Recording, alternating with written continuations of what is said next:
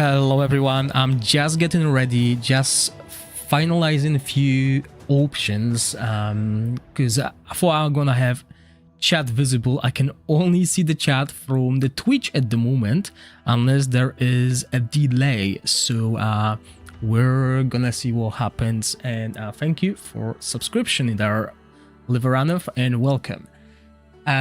So just one last thing that I'm trying to figure out how to merge the chats, because I did change a lot of options. So I think this will be the best. Yeah, okay, I can see the YouTube chat and I can see the Twitch chat right now. Okay, so let me grab something to drink and we can start. Also, I know there is a music playing in the background. Let me know if it sounds louder than my voice, okay?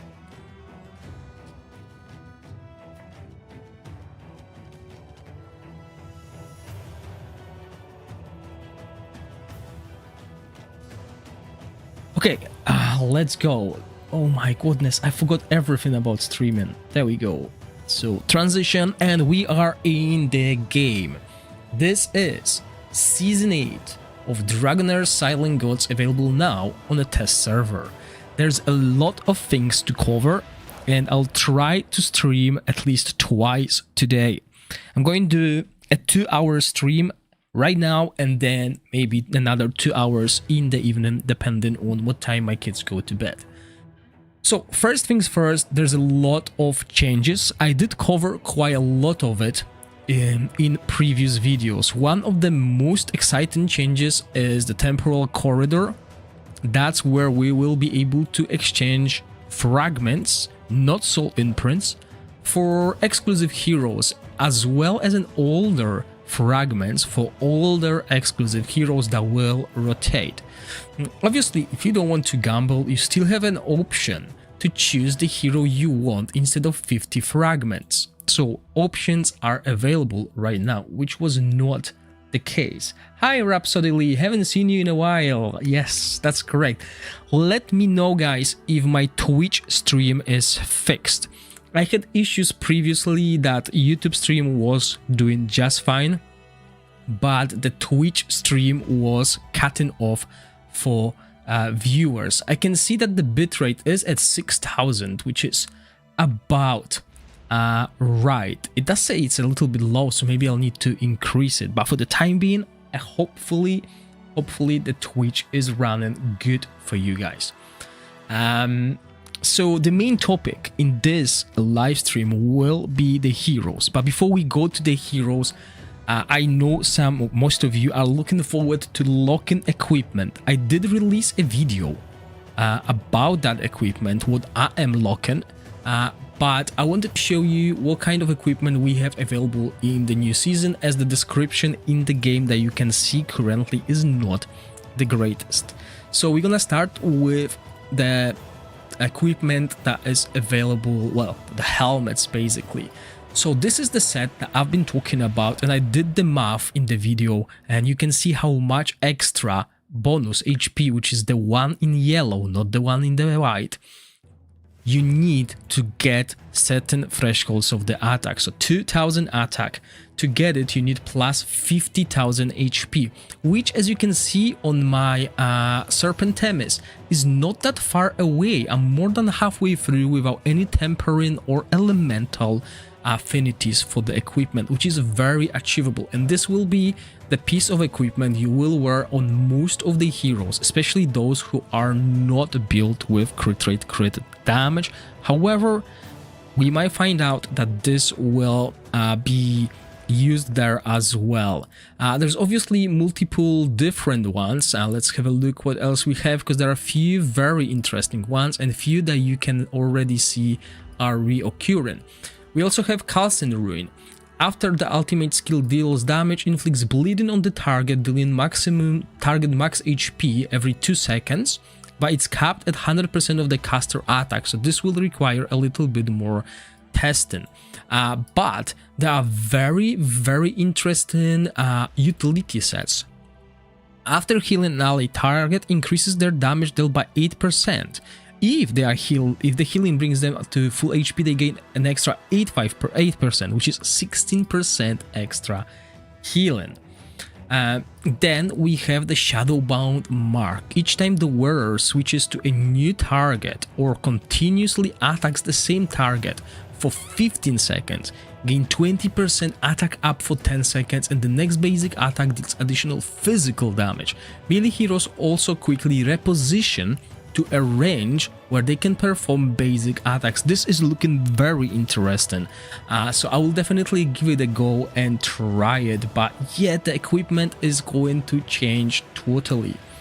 There are obviously other things that we already know about. Steam Sonata is back, so that's good news as well, as it helps with the haste, and there are new sets as well that will, after landing 3 critical hits, the wearer gains 10% damage up for 10 seconds, up to 3 stacks, which is pretty decent.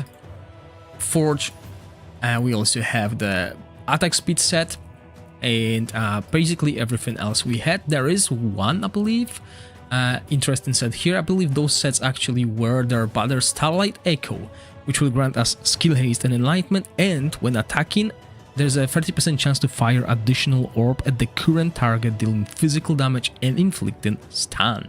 So this is very similar to the Hunter set we had previously, and all the other sets are exactly what they supposed to, well, what we had previously. So it's looking pretty decent when it comes to equipment, so that's good. Now we're gonna go over the heroes, as that's the main event of this video, and other things I can cover another time as well. So we will have 5 new exclusive heroes, 2 supports, 3 damage dealers, and plenty of legendary heroes as well. The first banner that will be available in the game will be the support banner, and once again the exclusive supports will be hard to get because there's no PT. Well, there is a PT, but there's no a guaranteed selectable one, but that banner once again will be the highest value banner in the game, especially for whales. You definitely want to grab these exclusive supports, as that will be the easiest way to get them. For other players, not sure how valuable that will be, but I can tell you that the first DPS banner in Season 8 will be the Ice Blast banner, where we can get our hands of Ernesto, and you can see Ernesto in action already. I have a video dedicated to Ernesto and how much he brings to the table when it comes to Ice Blast team, and I mean, his design is, once again, that's what Dragonheir excels at. Their design is amazing. And this will be the first banner. Obviously this banner will follow everything that we know from previous season, so we'll have a bunch of useless supports for the veteran players while still being useful for the new players. And obviously the new players who started building their team, the Ice Blast team originally, now can also get the hands on Ernesto, as he is a great addition and a support as well, because he brings shields for the team while also increasing their damage. So if you want to see a dedicated video for Ernesto, just look it on my YouTube. It's there. Then we have other new heroes. So as I said, we will have a support banner first.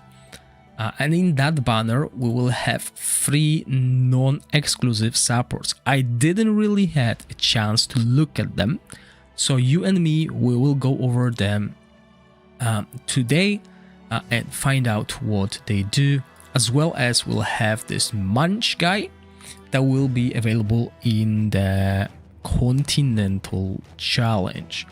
So, which new supports are they? Okay, so I think that's the brand new one, Viliana. Pardon me guys, I didn't really pay attention to what new supports we can have. Let's get her skills upgraded as well. And let's read what she does. So she is the Necrosis support. Looks pretty decent. What the... Right, she has 4 hands, apparently. I never looked what she's got behind, so that is surprising. But hey, there she is. So she's a support who deals damage, increases the amount of shields allies receive, and grants shields and buff to allies. This description looks very, very promising. So her passive, while on the field, shields granted to allied heroes are increased by 30%. Okay, so as long as we have her, the shields are already stronger. Whenever an allied unit on the field dies, the hero grants 1% max HP shield lasting 10 seconds to the nearest allied hero, and each time a shield is successfully granted, the hero gains 1 stack of devoutly. It's not explained here yet, okay. Fires 5 magic projectiles at random enemies, dealing damage and reducing each target's ultimate energy. Okay, that sounds good. Consumes all devoutly stacks for each stack consumed, and fires 1 additional magic projectile up to maximum 10. So we can if we hit everything and we have enough accuracy, we can reduce the target's ultimate energy by 30%, which is pretty decent. And then we have the shield. Grants a 30% target max shield, so based on the target's max HP, but is boosted by 30% anyway, so you'll have like really like 40% target's max HP shield for 10 seconds. If a target already has a shield, also grants defense up 2 and dispels 1 random debuff. Okay, so the target should have a shield whenever an allied unit, which means summons as well. So as long as summons die, we will have a shield, and then when we trigger the ultimate, we will also have a defense up to, which is pretty decent. We don't have shielders for the Necrosis faction. Well, we do Gladros. Gladros is the one that could shield, but he's probably the only one that comes to my mind. So that's an interesting skill set, and she has her own talent. But before that, let's see if she can share resistance. Yes, this is one of the best talents for Continental Challenge or endgame bosses, because if the support has it, then we can build a support with resistance, and then we can share that resistance with allies to mitigate all the debuffs, etc. The battle skill ultimate energy reduction effect is increased to 4%. So now we can reduce it by 40%, and if the target ultimate energy is reduced to 0, inflicts recharge speed penalty. Oh, okay. So this is going to work really well against bosses that have 2 skills, like in Continental Challenge. We've been using Vinyara to do something similar, and we could probably pair her with Vinyara at certain seasons. Not sure if it's this season. Let's have a look. So if we go to Psychic Core. No, not this season, sadly. But on the season where Necrosis is paired with Frost, bringing her and Vinyara would basically mitigate any skills that the boss does. We already can do that with Vinyara and the pet, the familiar, but maybe this will pay off better in the end. So let's go back to the supports and have a look at what her inspirations do. Did I miss? She was somewhere. Okay, so she was Necrosis support. That will be easier to find. There she is. Okay, battle skill. Okay, so that was the talent. Let's see what the supports do. Alright, so with exclusive supports, we usually have a huge boost at Inspiration 1, 3, and 5. I don't remember how it is with normal supports, but the first Inspiration reduces the damage of the hero taken by 20% under control. The passive skill, when an allied unit on the field dies, grants a shield to the 2 nearest allied heroes. Oh, yeah, okay, so when I was reading that, I forgot that... Wait, what? Yeah, to nearest allied hero. Okay, so this will be given to only 1 hero. Right, so not everyone will have that shield, and not everyone will get defense up penalty too. But this doubles the amount of the heroes who receive that shield, which is decent. We got skill haste, brilliant, and the number of debuffs dispelled by the ultimate skill increases to 3. So very good dispel on her, and that was the first hero. Now, those of you who are watching, what are the other 2 supports that we get access to? They all don't seem familiar. Like, I'm looking. Yes, I know all of those heroes. That one. Solmo. I think so. Let's see what Solmo does. I don't remember him from Season 7, so I assume he's the new one. So he's a radiant support that deals radiant damage, grant buffs and shields to allies and the hero, and dispel debuffs. Everything we want from the support. So while on the field, the hero grants a 10% target max shield to the allied unit directly ahead and gains 1 stack of Tempered. Enlightenment increases by 1% and max HP increases by 1% up to 10 stacks, so 10%. The hero also gains The hero also gains 1 stack of Tempered when taking damage. Okay.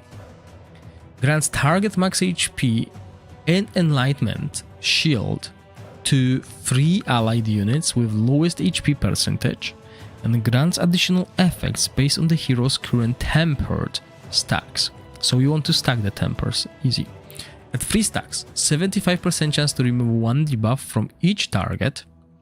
At 6 stacks, grants defense up 2, and at 9 stacks grants debuff immunity for 5 seconds. Do we consume Tempered? I don't see how we consume Tempered. At the moment, maybe it's through the ultimate. So he summons a totem pillar that grants a stackable target max HP and enlightenment shield to all allied stackable. Okay. To all allied units once per second, and has 75% chance to dispel 1 buff from enemy targets each second. The totem pillar lasts 5 seconds, and for each stack of the Tempered Solmo possesses, the totem pillar's duration increases by 1 second up to a maximum of 10 per cast. Okay, so I'm looking at this and I don't see any way of us to lose the Tempered stack. So as long as hold on, the allied unit directly ahead and gains 1 stack of, so 6 seconds to get 1. Worst case scenario, it will take us 1 minute to max this out. So after 1 minute, we will be granting debuff immunity.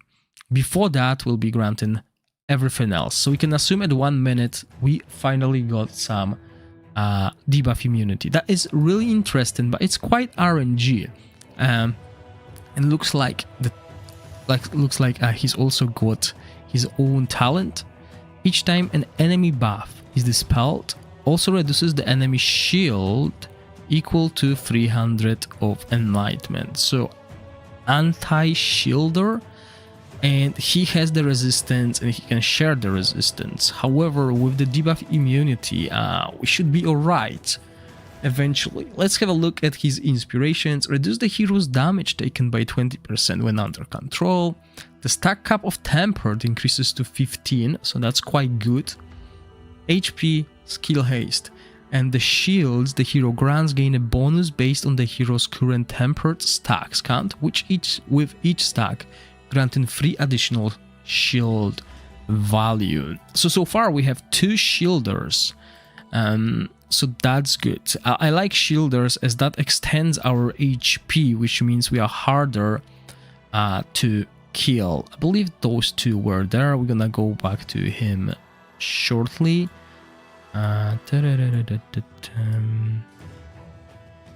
That's from previous season as well. I remember him. So who is the 3rd support that will be available in the first banner? That's from previous season. That's the Continental Challenge hero from season that was not available to us. That's Continental Challenge. That's previous season. There's the guy. All right. Yeah, Poison, thank you very much. Just noticed your message. So Poison debuff Inflictor, who deals poison damage, sacrifices the hero's own HP to free allies from control effects and can slow enemy recharge speed and dispel negative effects from allies. Let's see if this description is valid. Well, let's first upgrade the skills as well.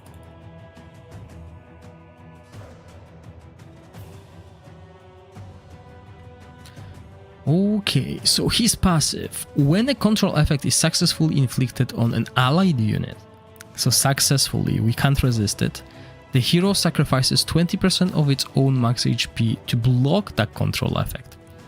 This can trigger only once every 5 seconds. Yeah, because I was wondering if this happens to your entire team, which means 4 or 5 heroes, does he lose like 100% of his HP and just dies? So no, this can only happen once every 5 seconds. If the hero's HP falls below 30% of their max HP, enters Blood Boil for 5 seconds, immune to control effects and death. That's our answer. And grants recovery over time to all allies for 10 seconds. This can trigger once every 10 seconds. Okay. Oh yeah, I don't like this.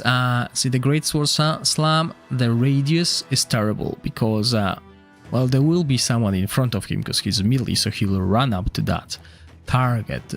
But you can really miss pretty much everyone if you build around it. So deals 350% poison damage to all enemies in 3 tiles straight line ahead, with 100% chance to inflict recharge speed penalty on each enemy hit for 10 seconds, and 100% chance to dispel 2 buffs from each target. So far, obviously, he has a different job than most supports. He's the buffer, really. He's not like keeping our team alive. I feel like he's got some kind of infection. But yeah. Let's have a look at his ultimate. The hero lets out a battle cry, gaining a 40% max HP shield. That is huge.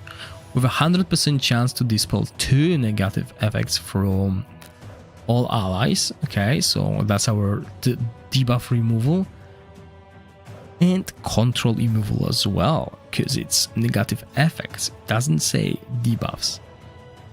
The hero then leaps to the most densely packed enemy area, dealing damage to all enemies in the 5x5 diamond area with 100% chance to inflict stun, and 75% chance to inflict attack penalty on each enemy hit. And that chance doesn't go to 100 when we level up the skills. So that's pretty bad. It's random and it is a single hit. So you have 75% chance to apply it. So not the greatest. I would probably not use him in PvE at all. PvP, maybe if I didn't have any other choice, but that doesn't look that great. If that makes sense. Just give me 1 second. I'm catching up with the chats. The YouTube chat seems to work, Twitch chat seems to work. Those of you who could watch on both platforms, could you check if the Twitch platform is working, as I had issues with Twitch previously. So I would appreciate that if possible. Let me just send one message.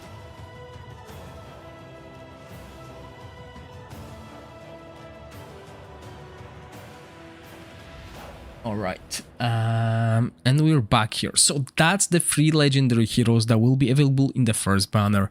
But obviously on top of that, there will be 2 exclusive supports as well. And I'll start with the one that apparently was bugged in the Chinese version of the test server, as this one, Ku Shuha, was able to out DPS Flora, basically doing twice the damage that Flora does. So what does he do? Or, well, what does the bird do?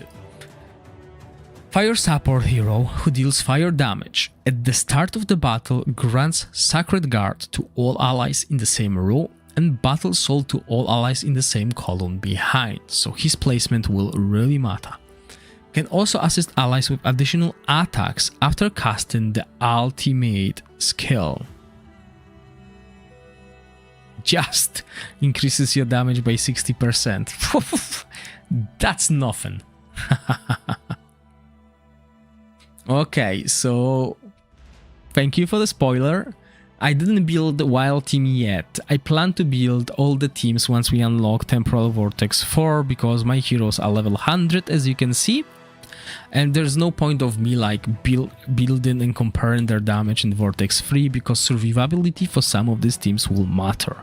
So for the time being, this is where we are, okay? So the protection. Oh! That's not nice. Okay. Is that for all of the skills? Nope. Just the passive. The passive was too complicated for translation. Looks like it. So let's take a screenshot. Let's get some AI to work and let it translate it for us. And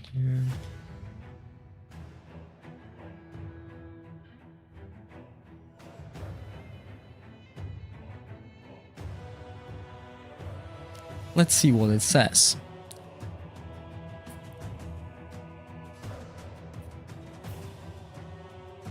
Okay, let's read the Let's read the full translation, and then we'll read what the skills do. So the passive at the start of the battle, allied heroes in the same row. Okay, so it's basically the description. Allies in the same row as herself gain Sacred Guard. Ally heroes directly behind her in the same column gain Battle Soul, and she gains both effects. Each time damage sharing is triggered, she gains 1 stack of Divine Retribution, up to maximum 10 stacks. When an ally with Battle Soul would receive fatal damage, they retain 1 HP, and she grants them immortality, which cannot be removed for 5 seconds. Oh, wow. Oh, wow. Okay, so a full team... Is it? Well, not full team. Oh, okay. Luckily, I didn't read that. This effect can trigger at most once every 20 seconds. So it's not full team immortality. Nope. It's just gonna happen once every 20 seconds. But still, her passive alone will make your dungeon clearing so easy, like Grave of Venom. I wonder if you could use that and the Mona Lisa's Blessing to have 2 immortalities. But anyway, so Sacred Guard. Damage taken reduced by 15%, healing received, and shield effects increased by 25%. So Sacred Guard is for the heroes in the same row. The Battle Soul, 30% of the damage taken by allied units with Battle Soul is shared among all Sacred Guards. So whoever is behind her in the same column will have its damage shared with everyone who is in the same row as her. So placement will matter a lot with the bird in your team. Divine Retribution. Once the ultimate skill activates, this marked whenever an ally deals damage, she consumes 1 stack of Divine Retribution to add 40% of that allied damage as additional damage. So that's what you mentioned when you said 60% increased damage. This will probably get improved with inspirations or talents. And immortality, immune to death. Okay, battle skill. Spread its wings to attack enemies in a specific directional range, dealing damage. Gains on-hit healing for 10 seconds. So this is something we already have with Scar. When a battle soul unit triggers damage sharing... Oh, that's actually different. Okay. When a battle soul unit triggers damage sharing, restores 15% of Kushuhar's max HP to the 2 allies within the lowest HP. So we will definitely scale her with HP to increase that healing as well. When the mark lasts, whenever a battle soul unit triggers damage sharing, heals the 2 allied units with the lowest HP of Kushnar max HP. Hold on. Okay, so while the mark lasts, and this is explaining the mark, and then we have the mark explanation down here. This healing has a trigger cooldown of 3 seconds, so every 3 seconds.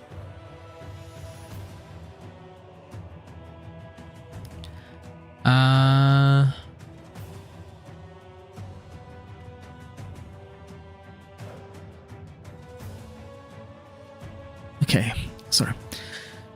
Her ultimate grants all allied heroes 25% max shield, so we have healing and we have shield, which means we can easily build her with a few sets that will increase our damage when she shields and also when she heals. Pretty good. Enters Divine Retribution activation status. Exits the status when heroes' Divine Retribution stacks are depleted or the max duration of 8 seconds is reached, so one or the other. Clearing any remaining Divine Retribution stacks. While this status lasts, whenever an allied hero deals damage, she consumes 1 stack to add 40% to that ally's damage as additional damage. Now, with Flora, I believe we will need to cast her ultimate just before the vortex explodes. Is that correct? Is that how you would interpret that? Because when Flora casts the vortex,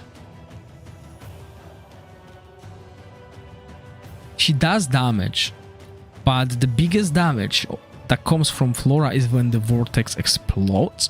So timing wise, would that be 9.9 seconds after Flora's ultimate to maximize Flora's damage? If you're playing Flora, obviously.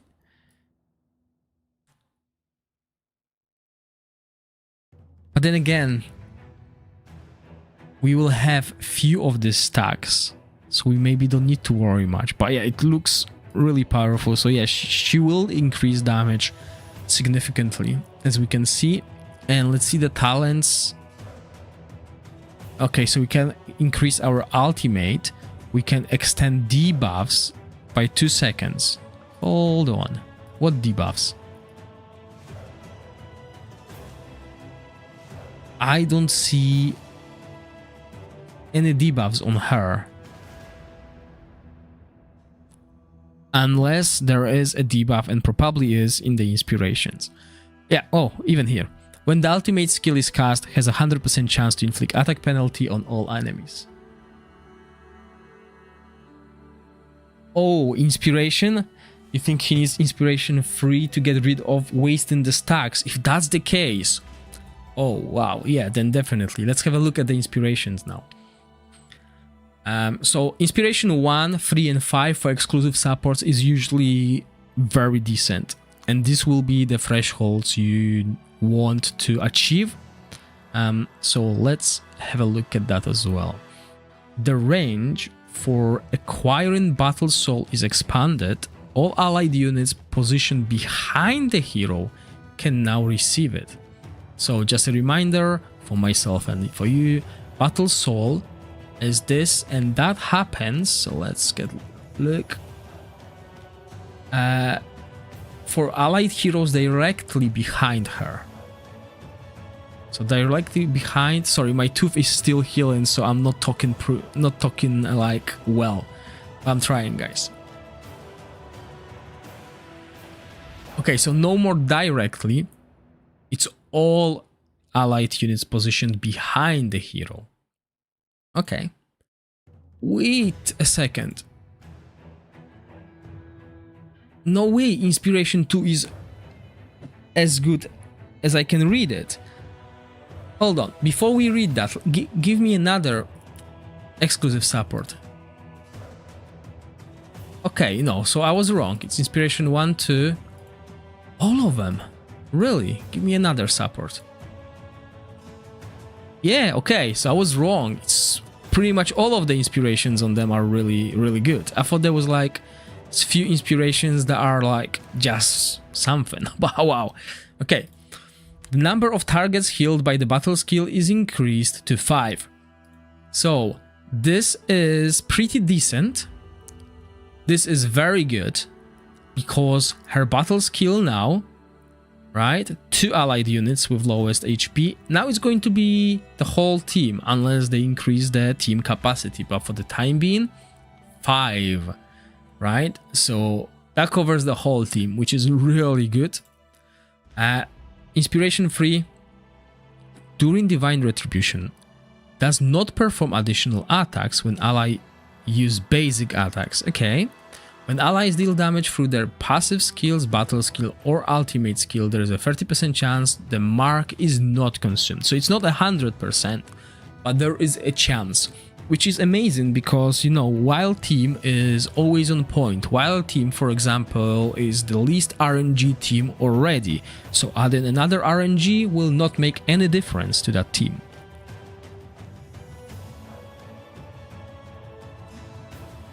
But yeah, I guess with Wild Team, if you want to achieve real good damage, you will need to do at least 100 fights a day to see the results, because that's another RNG, but it's pretty good. Let's be honest. Let's see what else. Yay, finally something that might not matter at all. I don't know why it's defense here. If we read the skills, the bird scales with HP, attack HP. So I'm a little bit disappointed that this is actually defense, not HP. HP would scale the bird even better. Let's see Inspiration 5. The additional damage from consuming Divine Attribution increases to 60%. So that's what you meant. Inspiration 5, 60%. That's huge. A very offensive support. I mean, once again, we have a fire support that is quite offensive. It's similar to like Scar.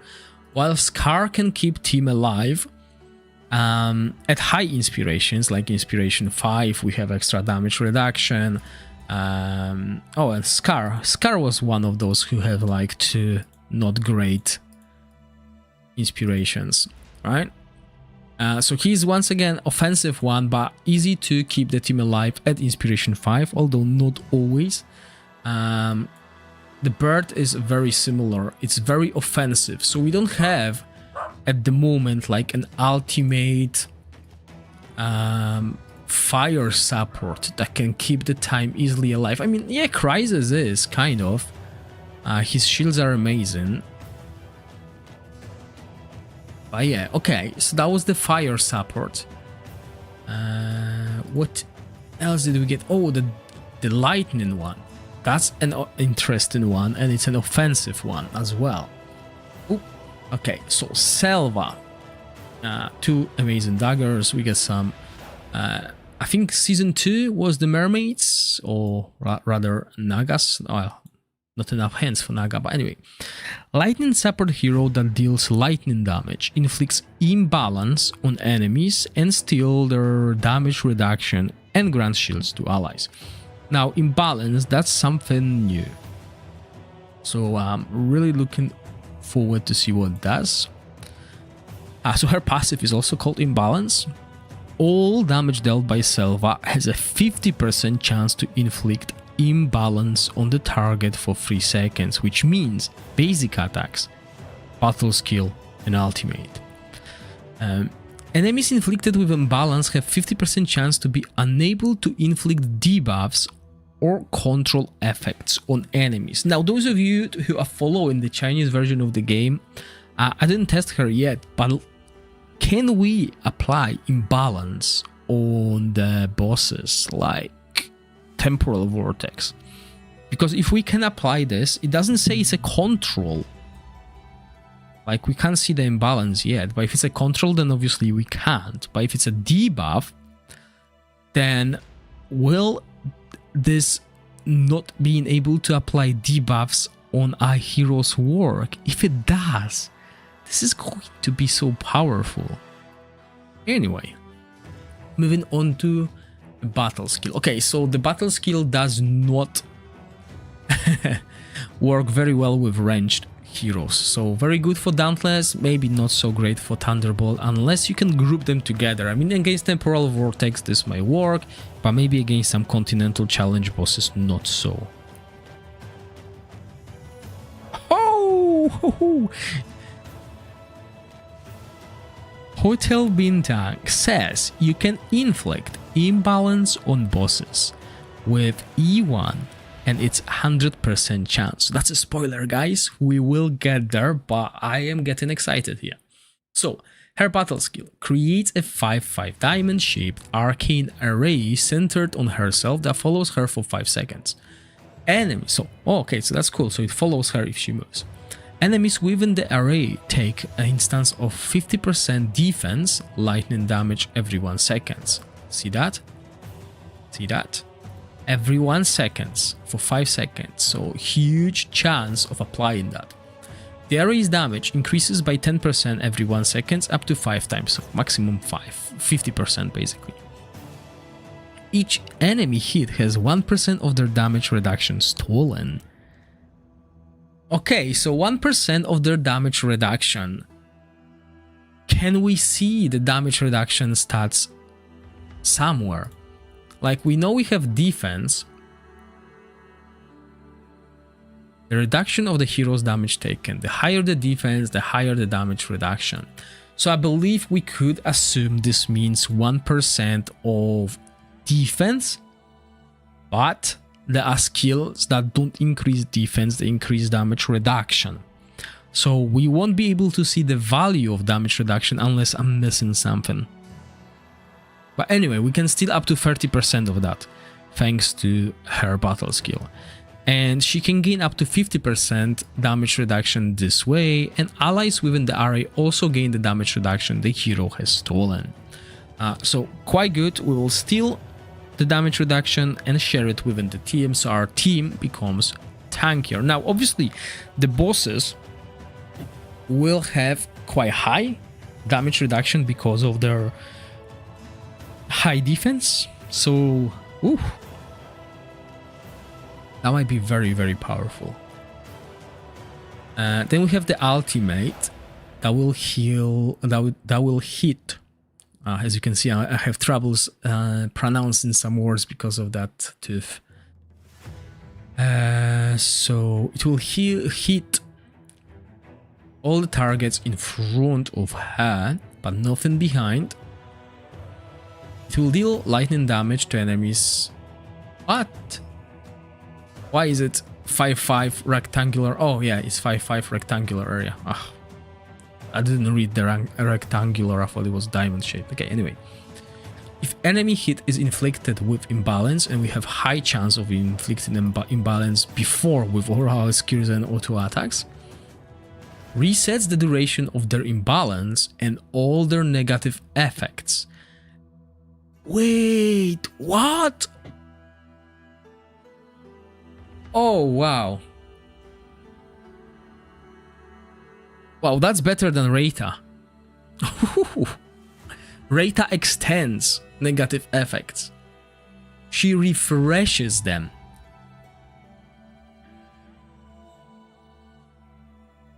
Oh wow, okay. So timings here will be again crucial. Do we extend all the debuffs when they are about to disappear?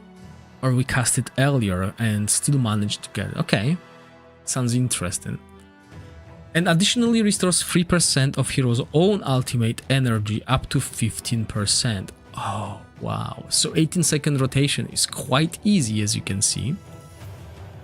Afterward, grants all allied units... Oh, it doesn't end there.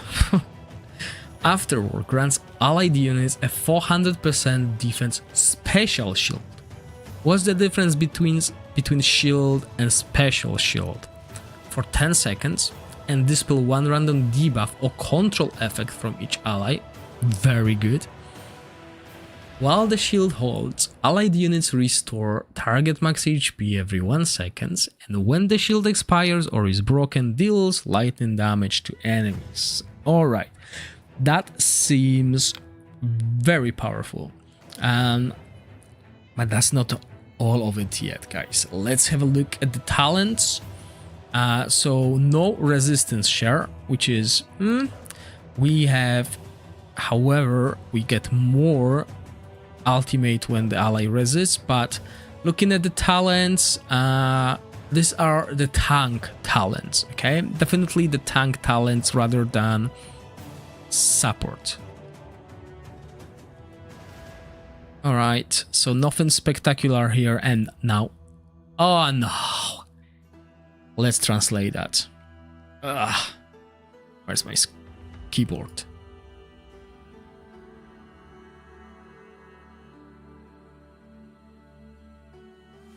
Okay, let's see, chat.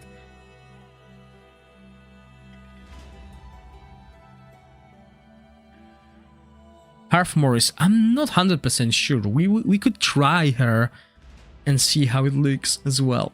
Okay, so the Piercing Thorn deals 300% lightning damage to the target hit by the skill and has 100% chance of inflicting attack penalty for 10 seconds. Alright, but with what? Which skill? It doesn't say which skill. Is it skills? Probably ultimate, because it says the duration of attack penalty is 10 seconds. When it comes to ultimate skills, they usually apply 10 seconds, and battle skills apply 5 seconds debuff. So that makes sense. That would be the ultimate. Okay, let's have a look at the inspirations. The chance to inflict imbalance after dealing damage increases to 100% chance, so that's OP. Okay, this basically ensures you have imbalance whenever you do any kind of damage, so this is going to be mandatory. Inspiration. Obviously, you can play if you get her, you can play her at Inspiration 0, but this is similar to how Bernade, sorry, not Bernade, why do I always call Bernade any hero? Like, in my last video I called Beldel Bernade. Looks like I like Bernade the most, but I meant Guinevere, which is not even close to Bernade. So similar to Guinevere's inspiration at certain point that guarantees 100% instead of 50% is huge, and this is huge as well. So Inspiration 1, definitely if you're a Whale Kraken, that's where you want to be at least. Inspiration 2, enemies under imbalance take 10% more damage. Yeah, sorry, I said Inspiration 1 is a must. Get at least Inspiration 2. Since you already invested and get Inspiration 1, one more copy and you're doing 10% more damage, so amazing.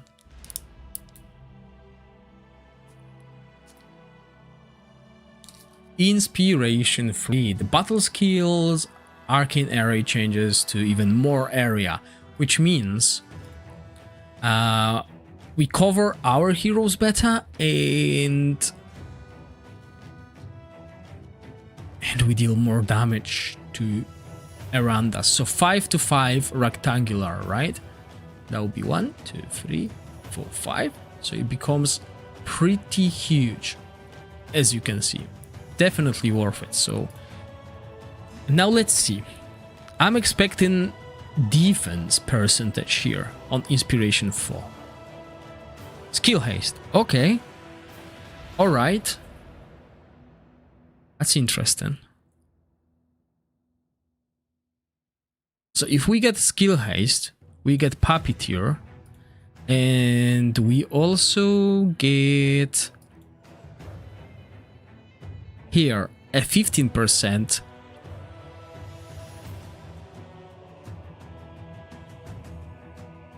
That's a lot. That's a lot of extra haste. So maybe if we build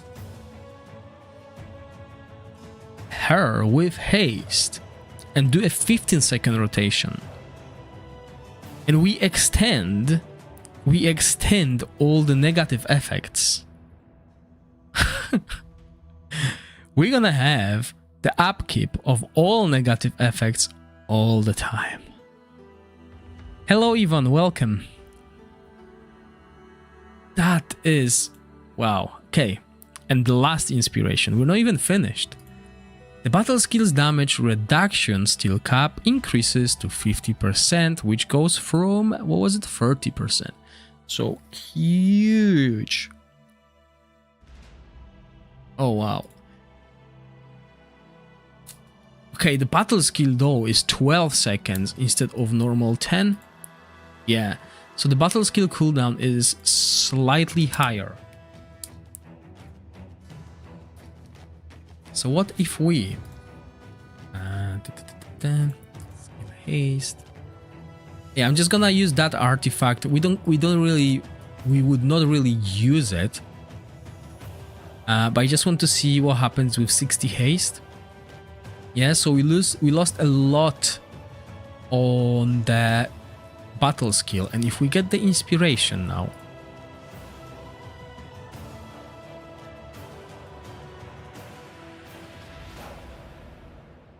Oh yeah, obviously, Hotel, I'm talking about the servers that are going to whale, because getting one of these exclusive supports means you will spend around 1000 dice. And that's a lot. I know, probably I will go deep again, like in the Rena banner. This is probably going to be the banner that I will use all of my dice and then save 300 dice at least for Ernesto, as I'm not sure if I'll get the Burn hero or the Thunderbolt hero. There's not much data about them yet, so probably when the Chinese server gets closer to the Continental Challenge, we will be able to judge if we want those heroes. But yeah, definitely want those supports. And Inspiration 1 on this one, definitely. I can get another copy, why not? Why not get that? So yeah, I've built her with haste. Let's see now. So 17 seconds already, 10 seconds here. So with all the haste that I've put, which is 90 at the moment, I'm not close to 10 seconds, but having 10 seconds, that's going to be good.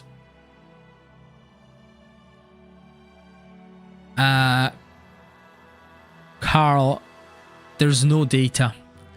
We'll probably find out when the Chinese version has it. They're gonna have it first, and then we'll know. But for the time being, sadly, no information.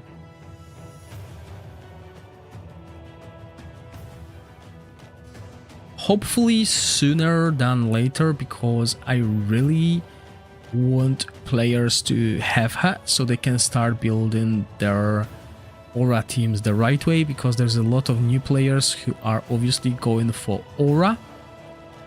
However, they can't really build proper team without Annalise, and they are all waiting and suffering at the moment. Anyway, so that covers the 5 new heroes, right?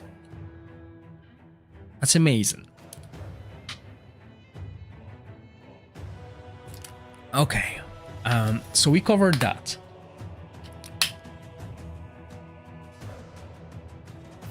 There's obviously a brand new familiar. I didn't cover that in a video yet.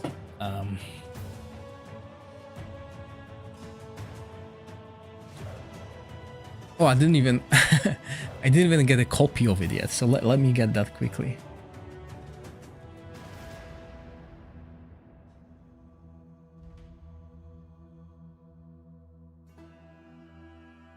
Oh yeah, right. So I was supposed to, before I finish the heroes, you're correct. I was supposed to look at the 2 supports that we have.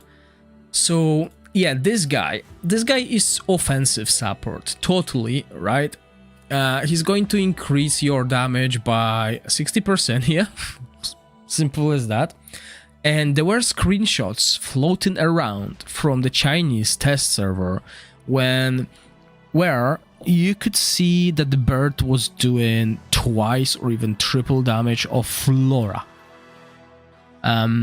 So if that is still the case, if that was not fixed, he is going to be, well, apparently to ChatGPT, she will be totally broken.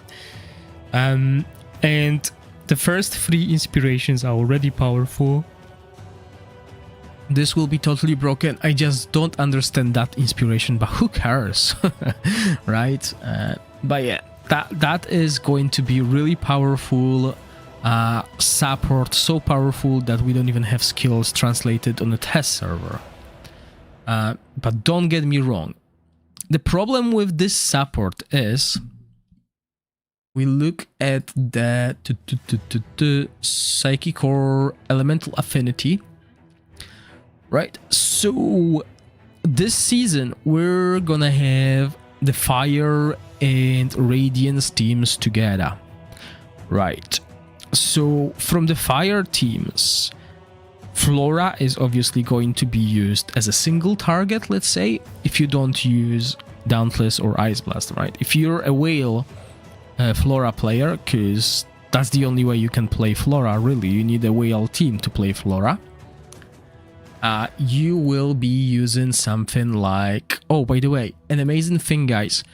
Your team setup on the Temporal Vortex, as you can see, I have 3 teams here. Oh, what did I do? I pressed the button on the stream. Oof, I didn't end it. Good. So I had 3 teams save here on the Temporal Vortex. And then I go to a dungeon, right?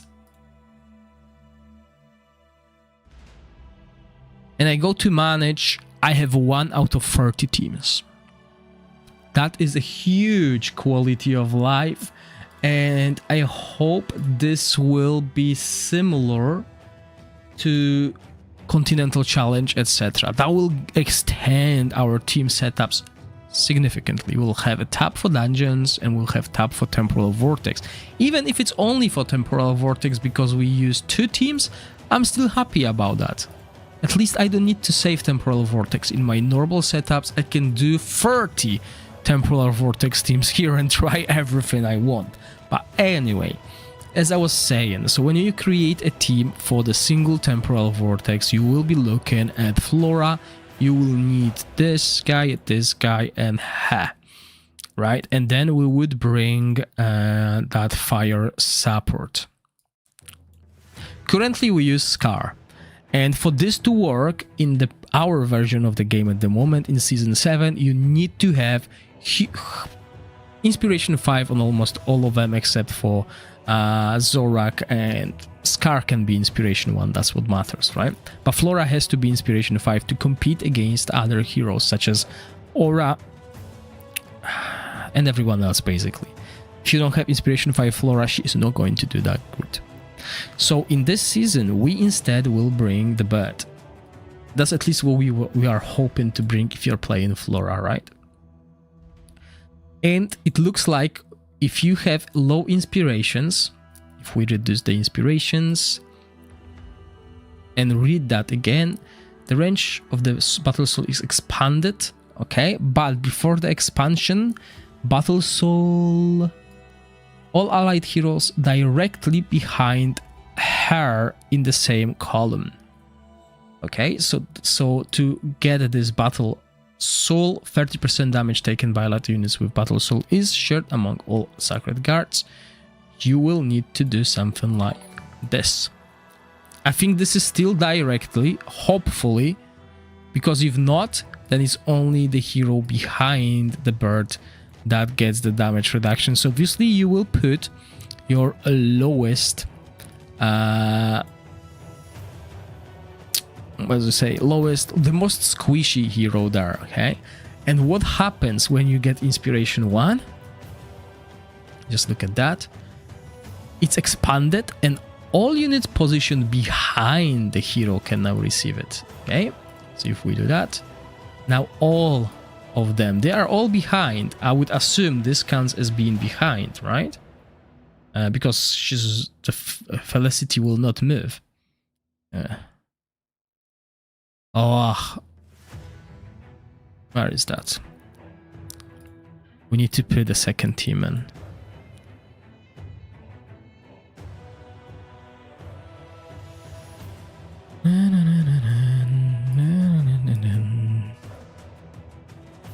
This will be the meta.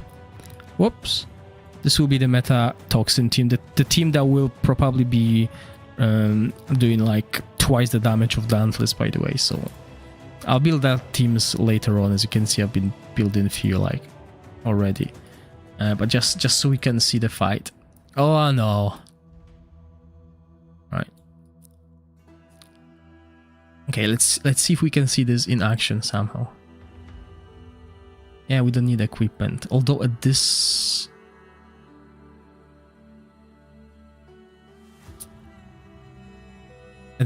level, because it's inspiration, it's temporal vortex free, we might. Oh, why is it for? By the way, I love the design of this fight. It looks so polished. Looks really, really good. So if we look at the buffs here. So yeah, we can see that she does gain Battle Soul. Interesting. Okay, so she's got Battle Soul. Oh, we died. Yeah, let's go to the camp. Because they died too quick. Too quick. Is there in that... I have her, but want to try and get her to E5. Yeah, E5 is huge. Crazy shift 3 minimum. I have a great aura team and toxic team. Will that work? Okay, for Vortex, did I get my Ice Blast back on par with aura? Yes.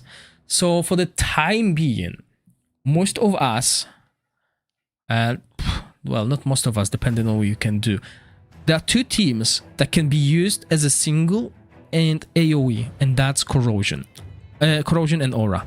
But obviously both of these teams will not do the biggest, the highest single target, and they won't do the highest AoE. They are like your jack of all trades but master of none, okay?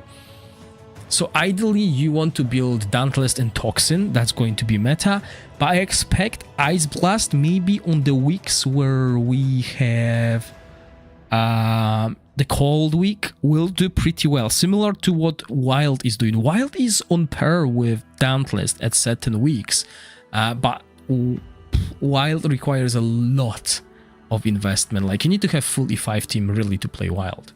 You need to be Wild to play Wild, basically.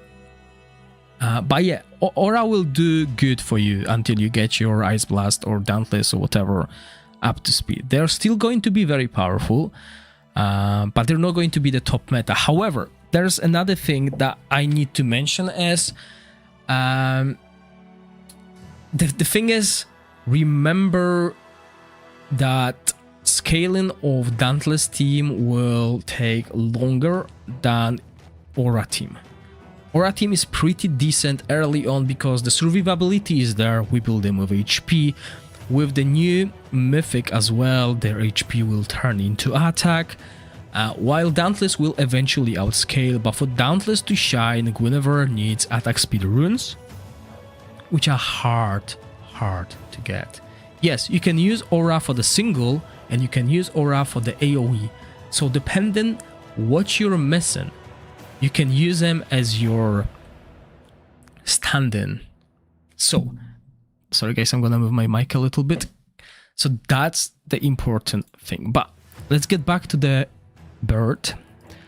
So let's have a look at how the bird skills work. Because today we focus on the heroes rather than anything else. I'll give you a spoiler of what's coming as well, because it's not the only changes. But yeah, okay, so let's remove that inspiration, because that's what we were testing. So if we do this, I'm expecting only Flora to get that buff. Oh, why is it speed 1? There we go. So yeah, we can see Flora getting the Battle Soul. And she's the only one. Oh no, don't tell me. Oh, we're gonna watch all of the animations, which are amazing. Don't get me wrong, but we definitely want to turn that off. Because we will be casting a lot of ultimate during the tests. Hi, Sunny Star. Welcome.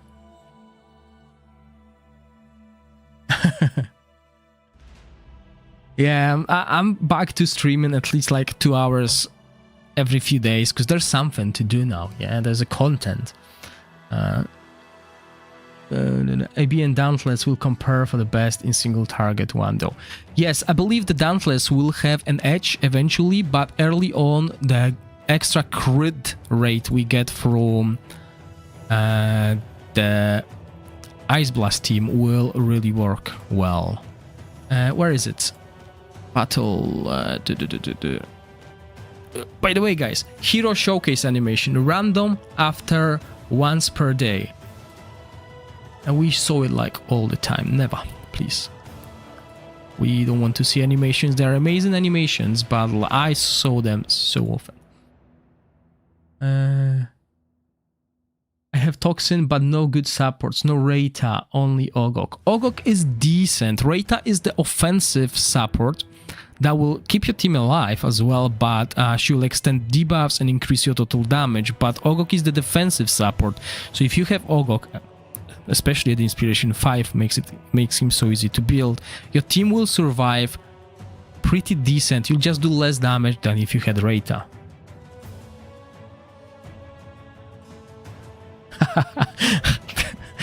Yeah, Liv is the AI master now. Okay, so yeah, so we confirm pretty much that if you don't have Inspiration 1, only the hero behind the bird gets the Battle Soul buff, as you can see. Right? That's fine. Now, when we get the Inspiration 1, I'm expecting those two to get it because they are behind, right? So if we go and get Inspiration 1 for the bet, bang. Now the two heroes behind should get the Battle Soul, Battle Soul, Battle Soul. Amazing. Okay, but that's when we group together. What happens if we move those heroes in the corners?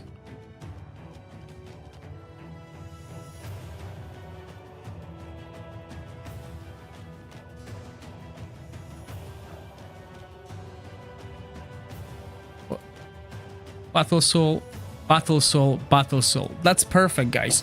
So basically what it means... Oh, I couldn't stop it. So basically it means as long as your heroes are behind the bird, no matter where, but behind the bird, you are getting that buff. From Chinese version, they don't seem to use Reita's exclusive artifact. My Reita is E2. Should I break her to E1 and grab her artifact?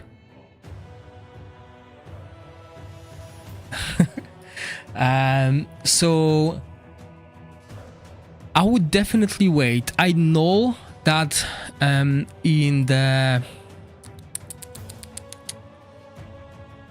Chinese version of the game they use what's her name? Sacridia, and they use Sacridia with Conch, surprisingly. Don't they? I think they use Conch, they don't use the Witches, which is also surprising, as...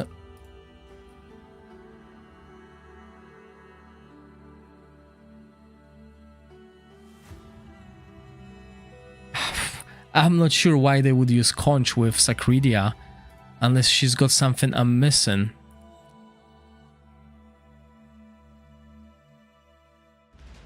She does apply that vulnerability, but other than that, those of you who do follow Chinese version, do you know why they use Conch on Sacridia? I would assume that would be the case if they use... But I don't know the boss mechanics yet, so, Man, really, you're talking about the game. Season finished, relax, let's talk about the stuff. Why do you think I'm streaming Season 8? because the season finished and I don't need to build teams for anyone. So I'm just relaxing. This is me relaxing. No, there is a demon now, exactly, because the season ended. Exactly. Ignore this pigeon, they nerfed it like crazy and it's not working anymore. Oh, they nerfed it. Amazing, great, because I saw screenshots where she was doing like 60%. Well, she was doing triple damage of Flora. So they fixed the bug, whatever that was. Good. Don't listen to Sunny, he does that, then he goes and get even 5 himself. Leave, better check the tokens consumption. Keep going, guys. I like the banter. But whenever I laugh, my tooth just hurts the whole after the tooth, basically. So you're causing me some discomfort, but that's fine. All right. So, yeah, if you know why they're using Sacredia with Conch instead of Witch's Remain, please let me know. Also, there might be a boss mechanic that we're missing because I didn't play the AoE side yet. But I know it spawns eggs and we want to destroy these eggs to deal extra damage, etc. So maybe this is why they use Sacredia there instead of Reita, because they might need to Reita at certain time that the eggs don't spawn. You know, that there might be a few things. I didn't really pay attention to that yet. I will eventually watch the Chinese version videos because I have the link to the Bilibili now, so I will see what they do and try to understand as well. No, they don't fix the pigeon. They just destroyed it, so the pigeon doesn't work at all. Oh, damage is much lower than Aura now, and Aura's bar is not even high. Oh, wow. Okay. Hold on a second. Where's my YouTube stream? Okay, everything is working fine. By the way, those of you who are on Twitch, let me know if the Twitch live stream is fixed. I did spend 2 hours changing settings today to ensure it's fixed. So hopefully it is. I didn't waste 2 hours and, you know, didn't fix it at all. Okay, so that was Inspiration 1. Inspiration 2 is obviously just increase in the healing targets from 2 to the whole team, which is amazing. This is basically 30% chance not to consume the mark, so we don't need to test that. And the additional damage from consuming Divine Retribution is increased to 60%, just 60%. But anyway, since the bird has been broken, I don't need to mention that the bird was OP. I don't have that screenshot that was floating around, but yeah, the bird was totally OP. So now we obviously have the second one. I don't have the Dauntless Team build, but yeah, that one looks like very, very good. So if we go to the boss, because that's what I wanted to see. Where's the boss? I wanted to see the imbalance status in action. So what I'm gonna do is I'm gonna load a team that I have equipment on.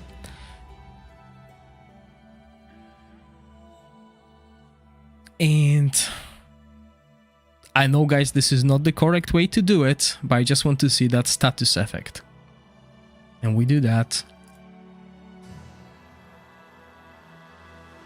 Bang. Bang.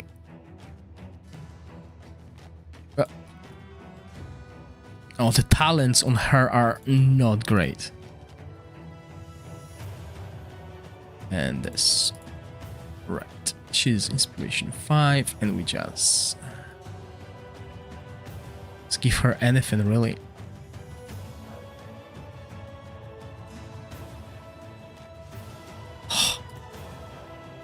I said anything. By the way, those of you who missed the early stream, this is really good mythic, okay? And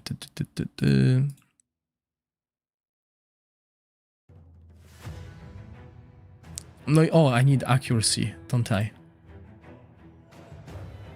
To apply. Well, actually, let's try it without accuracy. Let's see if she needs accuracy.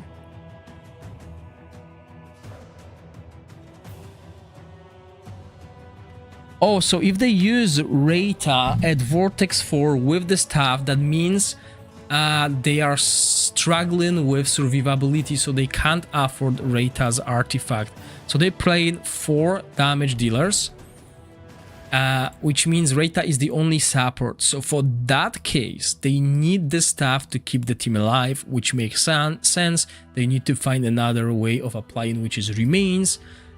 So they use Sacridia, because Sacridia for the Toxin team will work better than Lothier, because Sacridia grants that poison vulnerability. So yeah, that's important. Okay, I want to see this. This is going to be the single target again. Bang, bang, bang. Just a slight placement. Whatever. Let's have a look on that debuff. Imbalance. Look at this. No accuracy required to apply imbalance.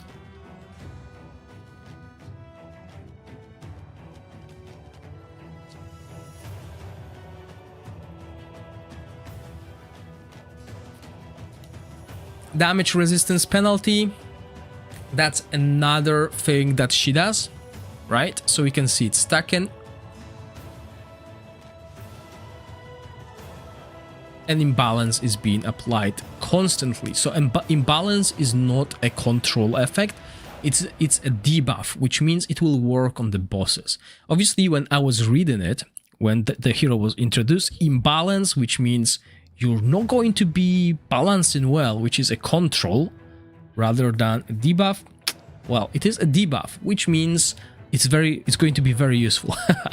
way more useful than the control effect. And yeah, you can see that here. Imbalance stuff, but no accuracy required. Okay, we have Anselmo. I wanted to say, oh look, our team survives fine with her being in random equipment. But no, okay, so we got that. Now let's remove the inspirations and see. I don't remember what they do. Okay, so we could see that the imbalance was pretty much on constantly because we had Inspiration 1 on her. Without Inspiration 1, we only have 50% chance to inflict it when we deal damage. So I'm expecting the imbalance to drop. Okay, sometimes. Maybe. Drop? No? Yes? What's happening?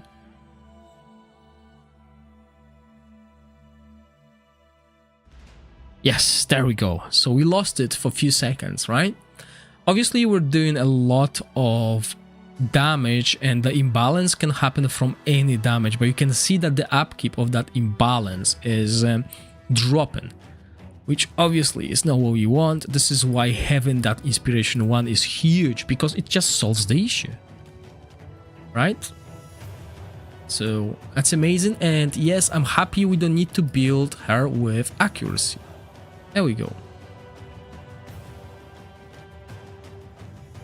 What did you... Hold on, I need to check it because I feel like sometimes I have my mic too close.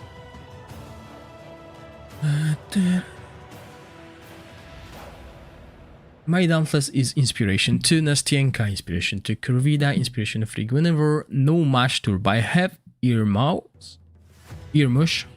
Should I go try getting the new exclusive? Yes, the new exclusive will be very good. I would definitely try and get her.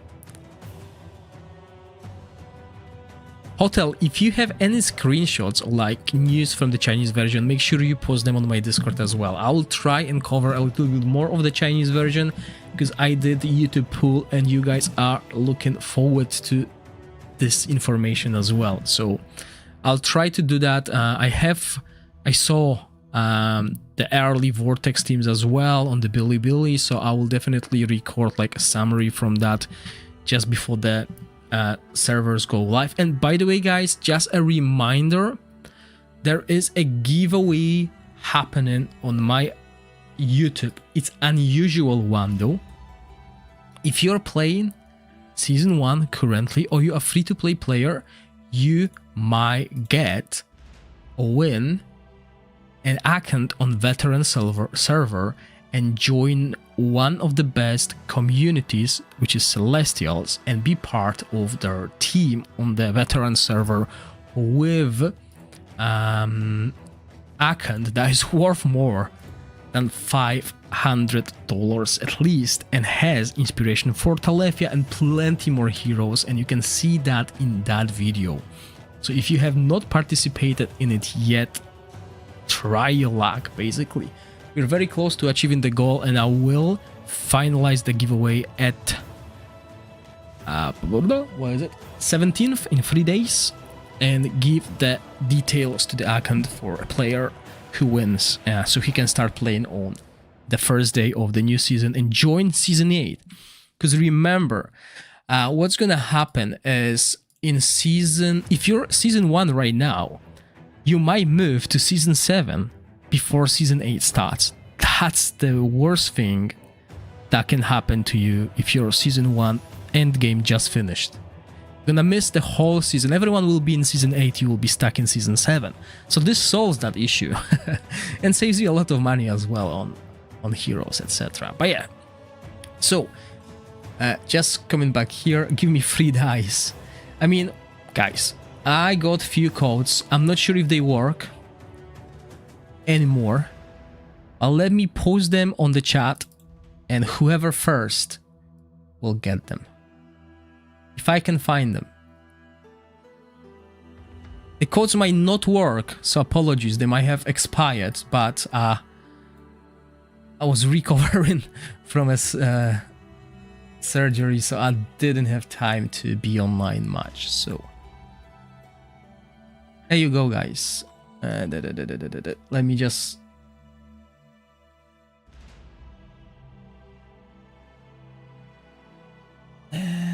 How can I do? Okay, well, it's not gonna look pretty on the chat, so just copy paste and try your luck. Oh, actually, I went to posted too many characters apparently. Maybe that's why. Let me just... Oh, okay, I've sent it. Good luck. Oh wow, no, that's terrible. There's no space in between them. Whoa. Can we delete that? Yeah, okay. Let me do it different way. Oh wow.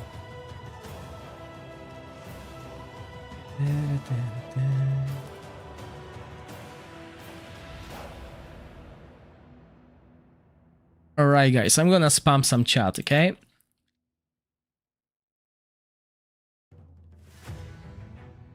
I could do a giveaway, but stuff like that, but I'm not even sure if those codes work anymore. The problem is, usually I receive them way later than most content creators, and some of them don't work. So these ones that I'm pasting right now, they should have 3 Heliolite dice. If they're still available, they might have expired 12 though, so 2 days ago. And then we have bang.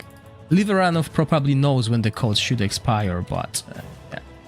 Good luck, maybe some of them work. But I will definitely do more giveaways now that I'm going to be back live streaming. So don't worry about that. Once I get more codes, they will pop on the live stream as well. Okay, so that covers the new heroes. Yes, obviously this will increase our damage by 10%. This will do increase that, and this is quite good as well. So yeah, that's pretty much the new heroes. We covered the free supports that might do well, might not, who knows, who cares. The game is moving towards the exclusive teams only anyway. Oh, and few packs, guys. No, we don't have anything that I'm not supposed to show at the test server yet. Okay, so I did cover these packs in the short video, but I think they deserve another chance. These packs are going to be pretty cheap and will get you very good heroes. For example, this $1 pack.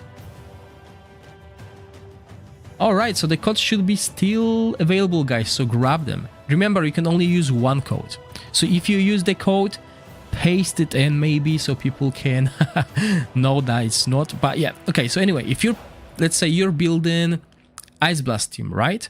Look who's here. Mr. Zorak. Obviously, you will replace Zorak with someone else eventually. But hey, Zorak is here. Durem is here. We know we need Durem Inspiration 5. I mean, that guy, Linkus, if you somehow don't have Inspiration 20 Linkus, there he is.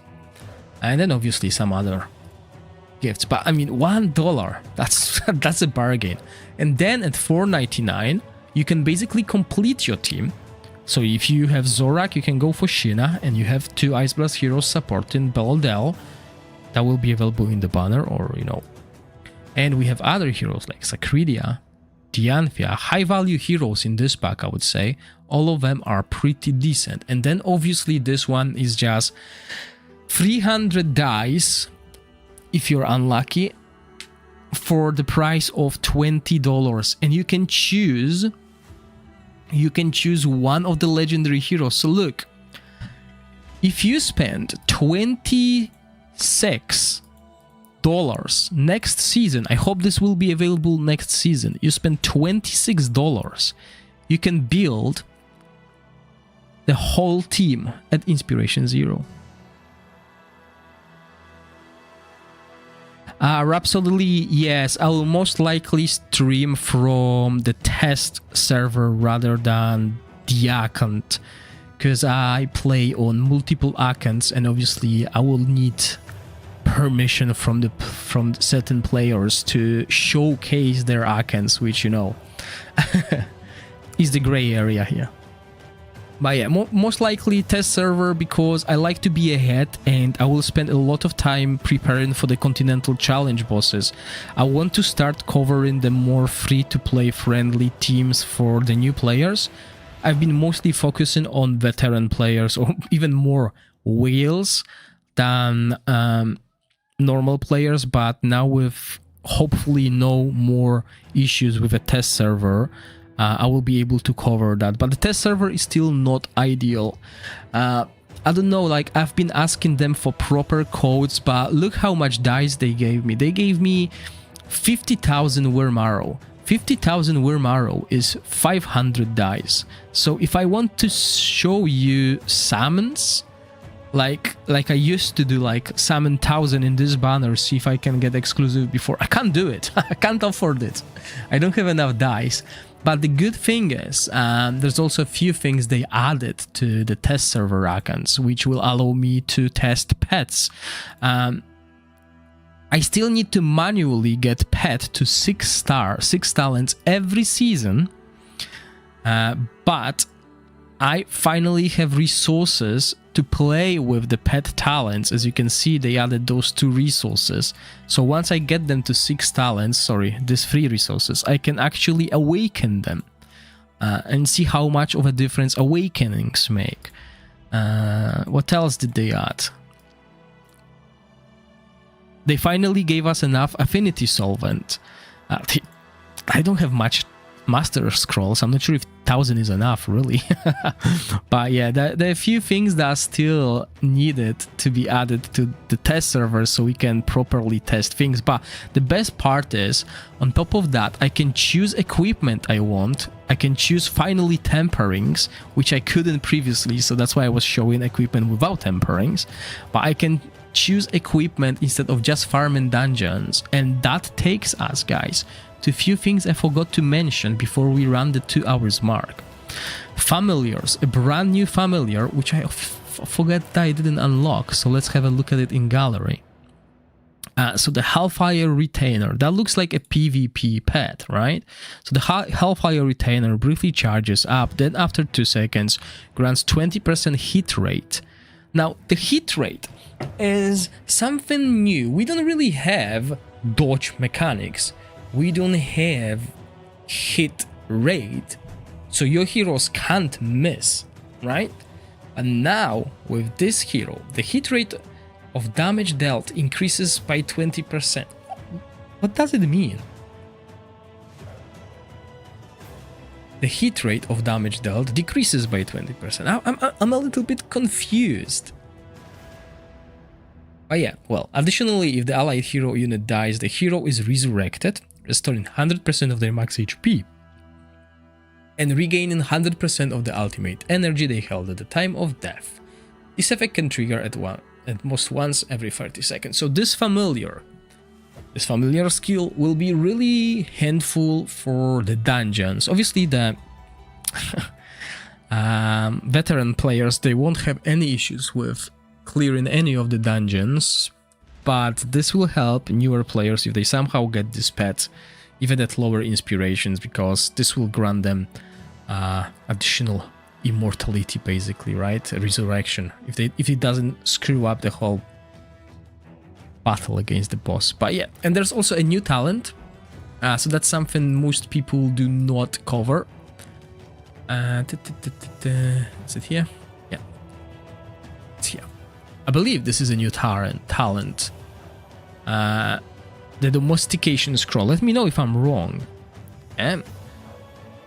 Reduce damage allies take from player character heroes by 8%. I'm not sure if that's been before. Okay, but let me know. I remember that skill around, but not sure if it was actually implemented in the game. So that's the new talents. And yeah, one more thing. Let's have a look. We're gonna go to the dungeon and we're gonna clear level 20 dungeon. We're gonna do it. Obviously, we can only do it. No.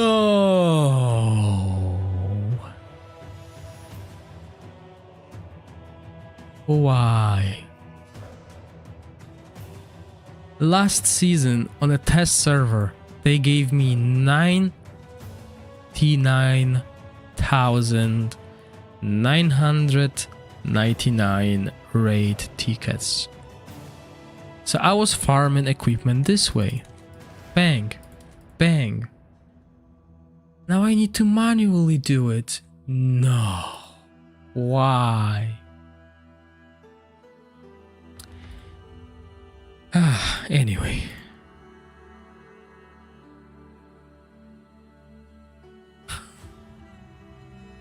No. Right, so guys, we still have this. You see that, right? But we don't need it anymore. Because we should no longer receive them. Hi, Michelle, welcome. Yeah, long time no see. I know I've been struggling with the setup and just didn't have motivation to stream. There's so much new things to show. Oh, oh, why is no one stopping me? I'm showing you Harpy, which doesn't drop flat stats. I mean, flat stats on your chest and stuff. No, where's my quick rate? Hi Crazy, you missed the tests, or rather showcase of all the new heroes available in the season 8, so a little bit, but don't worry, I will do a summary of all that I saw today, what I tested today, how the inspirations work, if we need accuracy for imbalance, etc. So I will cover that in specific hero videos. As I said, I'm only gonna stream till 2 hours because I need to rest my mouth a little bit. Yeah, you missed everything. You need to worry. Hi Huckster, welcome. Okay, so sadly no raid tickets, can't show you what I wanted to show you, but let's play this and let's have a look at the drops. I'm only gonna run 10 dungeons at 4 speed, but we're gonna see the drops. Because also remember the day 10 on the server we're gonna have a forge, so we can craft equipment. So this season we're gonna do it twice, which makes sense because now we need 2 teams for Temporal Vortex, and early on for the first month, or is it 3 weeks, Temporal Vortex is the only thing that matters, so obviously people will try and get as much echoes as they can from it, but then Continental comes and things change. But yeah, if you're still unsure what to carry over, I released a video earlier on today with what I am going to do, and I also spoiled the new mythic that will be quite powerful. But for that mythic to really utilize that mythic, we'll need to change how we build few teams, which I'm gonna show you as well, because I need to confirm where we can get that mythic. Is it only going to be available through the Feymander, or can we farm it in the dungeons as well? Because I haven't checked that yet.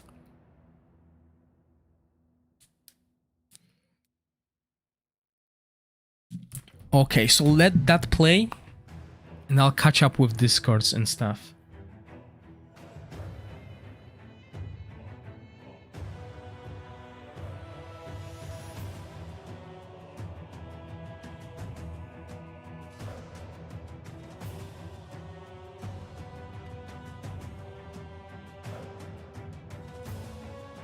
Okay, give me 2 minutes, I'll be right back.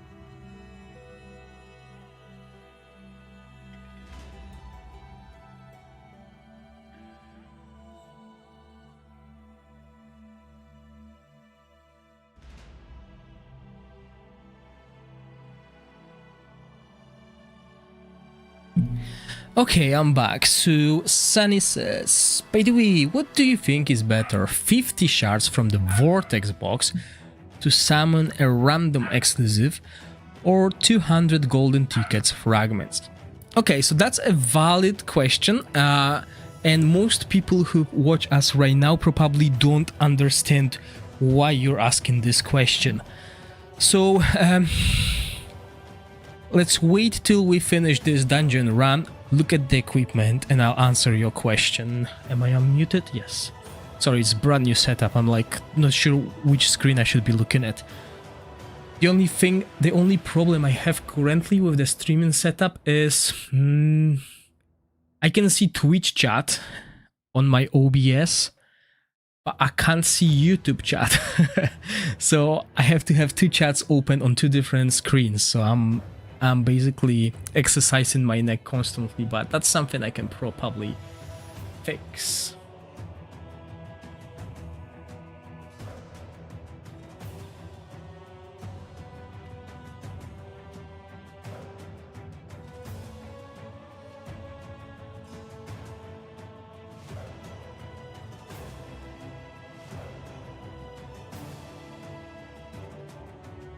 Okay, let's try something.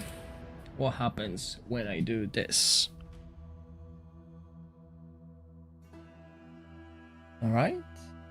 So I send a message to both chats. Okay, so I can send message to both chats, but I can't see both chats. Okay, so boom, there we go, finished. Let's see. Resistance, defense, enlightenment. Ooh, enlightenment, accuracy, and then attack. Oh, I didn't put the...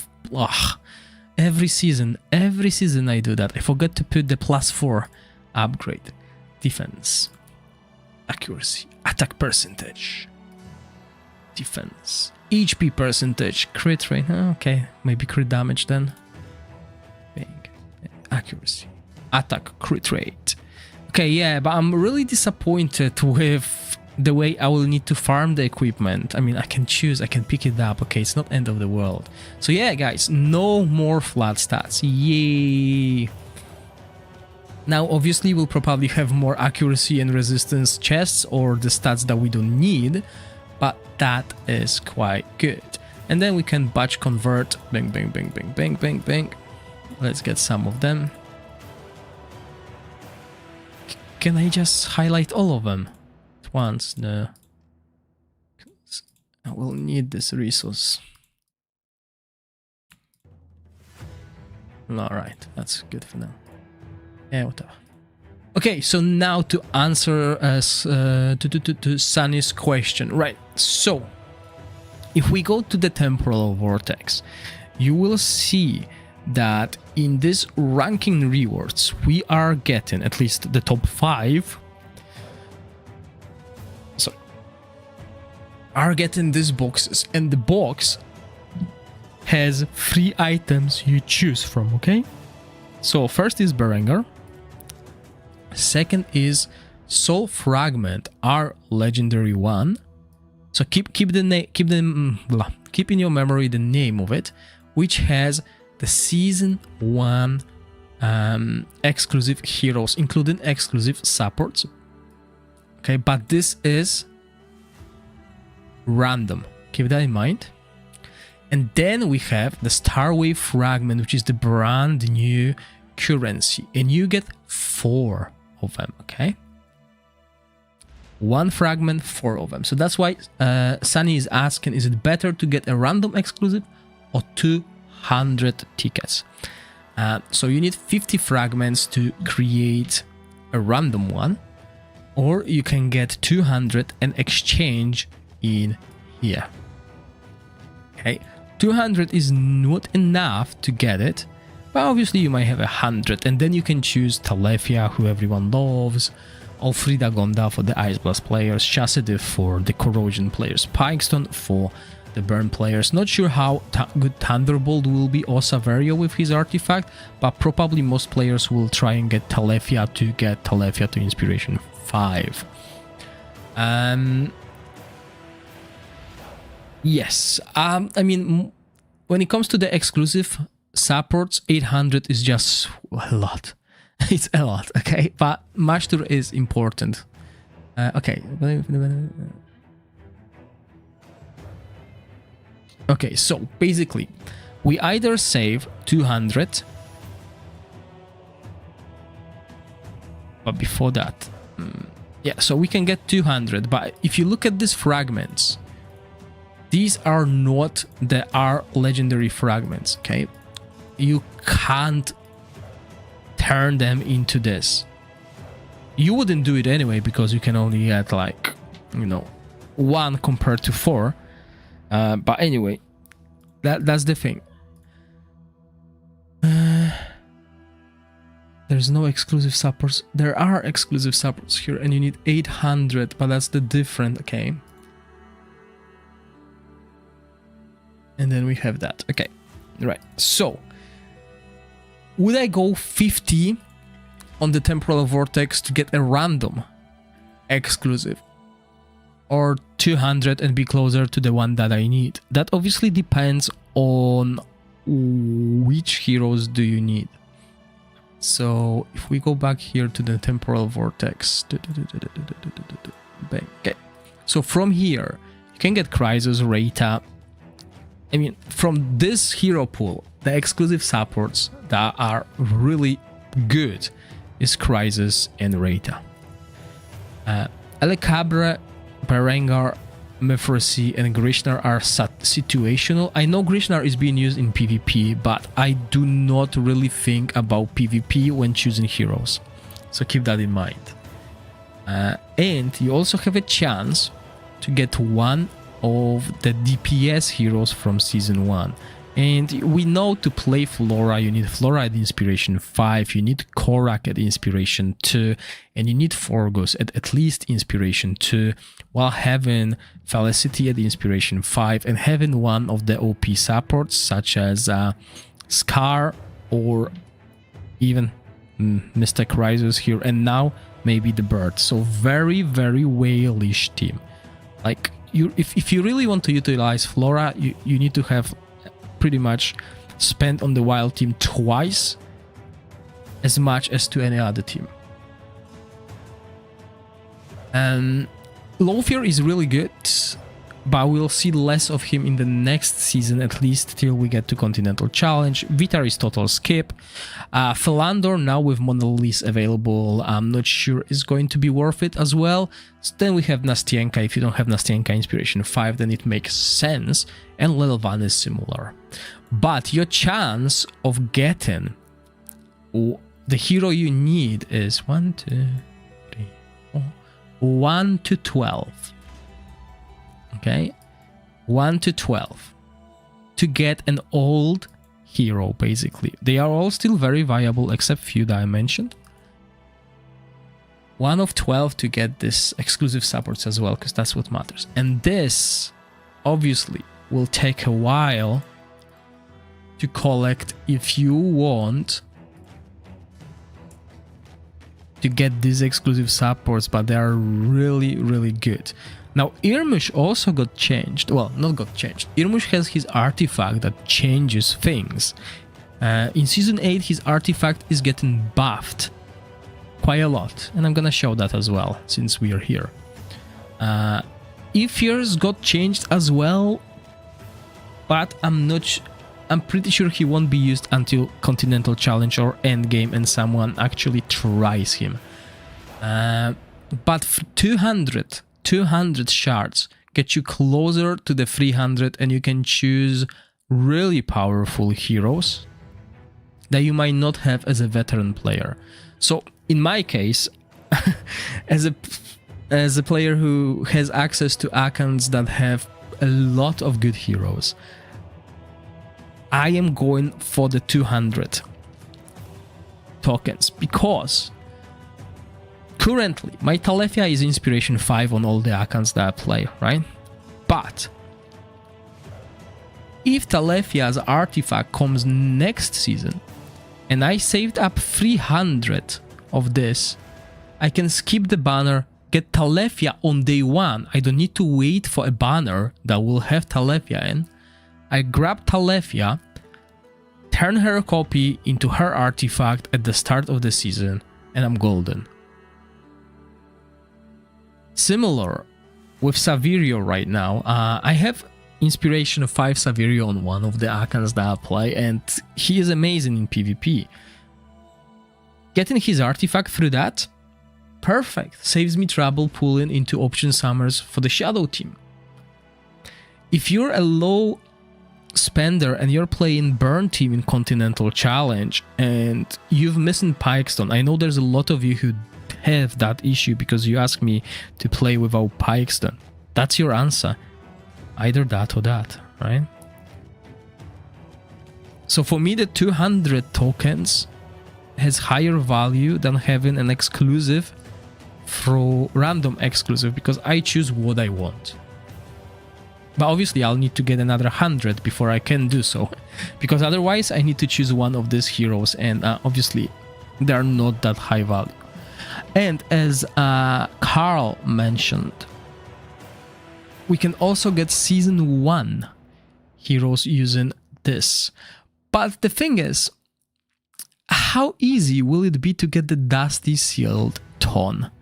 So the Dusty Sealed Tone comes from 1, 2, and 3. Right? Where can we get 1, 2, and 3? There's 4 and 5, and I expect in this season we will be getting 8? Is that how they make it? So if we go to the island, we look at the dispatch center. So in the dispatch center, oh, there we go, we can get 1. Right? So this is where we will have a source of that silver currency, 1 and 1. Okay, that's fine. Then another source where we can get it is the crown contest, isn't it? Can I see reward preview? So crown contest will have 2. So that's more silver currency. I call it silver because I'm bad with the names. Where else? Here. Played Colosseum. Okay, people play that. I see ranking rewards. There we go. 1. So that's all silver. 1. All silver. So where do we get the yellow? You might end up with having 200 yellow currency or golden at the end of the season and wait for next season to grab something here. So that's another worry. Still no news for the extra inspiration. Sadly, no. I know, and that comes from Liveranov, so blame him if it's not true that they're working on changes. They're working on implementing it in some way. And hopefully they do it sooner rather than later, because the reason why we free-to-play players can't play the game is because the spenders basically pay for the game, and the spenders are slowly quitting because there's no fun in summoning anymore when you are getting hundreds of the heroes you already own. Yeah, they removed the Rage Vortex. Oh, I know your question already, but this content was providing a lot of materials for inspiring the pets. How will we obtain that currency now? Okay, so I'm gonna go to the official Discord now, and I'm gonna read you the message we got, because that was the question asked today by another content creator as well. So Detox asks, what's gonna happen? Because we wanted to know that, okay? We wanted to know, and for those of you who are unaware what currency he's talking about, it's the refinement sand, okay? So yeah, the question was, where are we getting that? On a test server, the vortex is gone, the Rage Vortex. We were getting a lot of it through the vortex. And the answer is, there are currently no other ways to obtain it. That's the answer we got as content creators. So obviously there's a follow-up question, and we're trying to find out why and how can we do it. Because this currency is very, very valuable. So yeah, the joy of being on a test server, guys. Every season I need to get my pets back to talent 6. So every season I need to sacrifice them and start it all over again. Luckily, I have access to unlimited resources, kind of unlimited, but hey, that's there. So this resource is obviously coming from this. At least I don't need to awaken dupes. And if you're in a boat where you have 4 of them locked, like most lucky veterans, because trust me guys, I went from 3 straight to 5. I couldn't get 4. I wasted so much resource that luckily I went from 3 to 5. So yeah. That's the issue. Just look at how much resource I am wasting. So if you got it to 4 and you want to get 5, you're probably gonna do it once a season. That's it. Which makes it not fun at all. Right? If I do that and I spend whole season worth of that resource and I fail, then I'm going to be devastated. Like, wait one more season to get it. But obviously, this is supposed to be like an end game way of maximizing your pets. But they might implement a better way. We want to have 6 talents maxed out. As simple as that.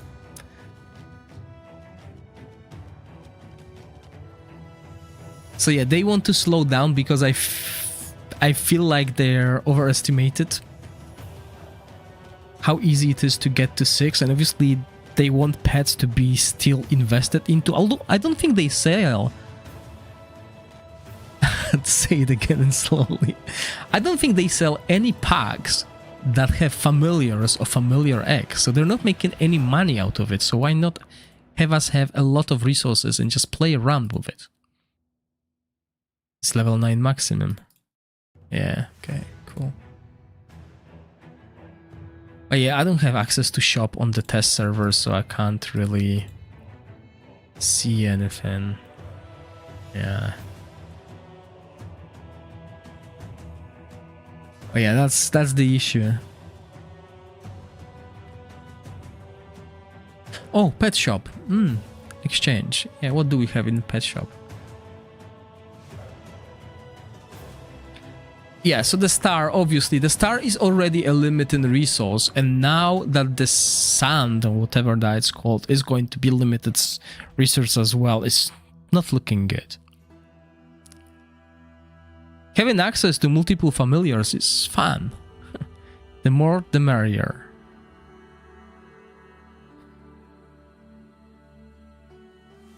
Oh yes, another thing I was supposed to check before I finished this stream. So if we go to Feymander, right? Oh no, maybe the other way around. Dungeons.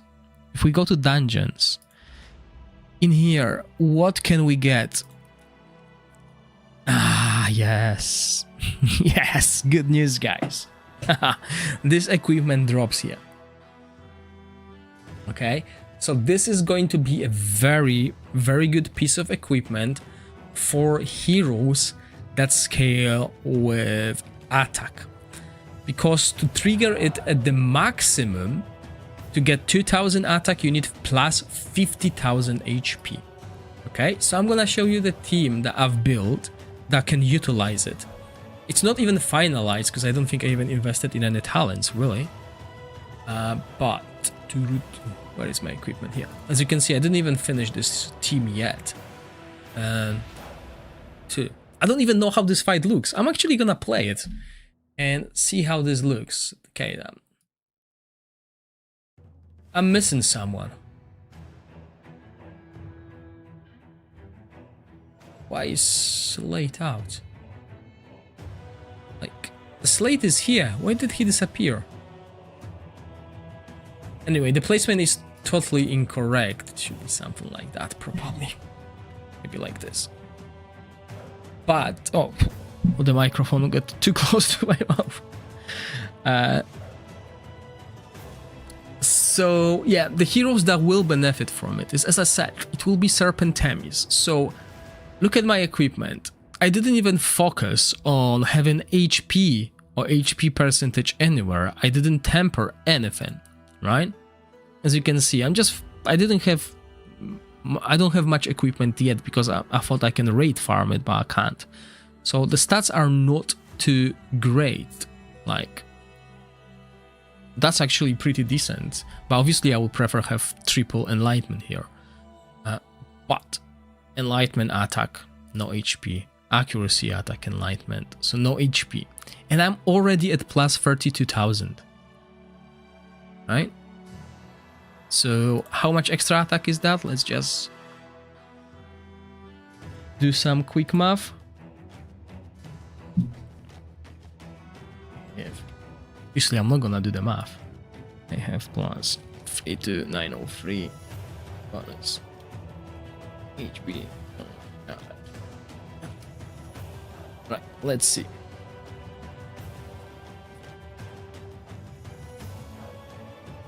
So with my current stats, I have an extra 1316 attack.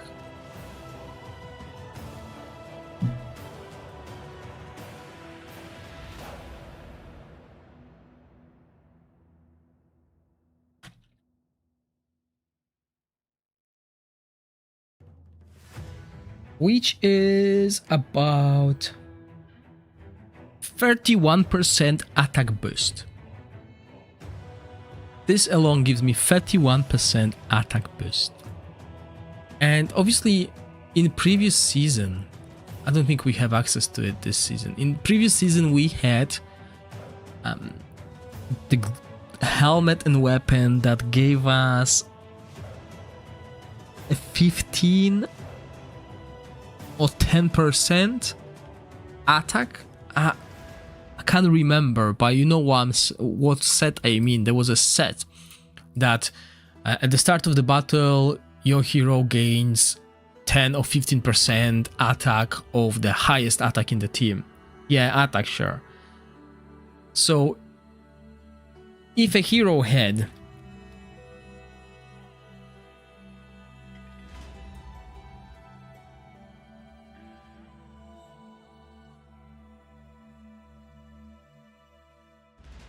if a hero had, for example, the way we've built Twitch was like 6,000 attack, right? Plus 6,000 attack. So if the hero had like a 6000 total attack, we will get like 900 attack. So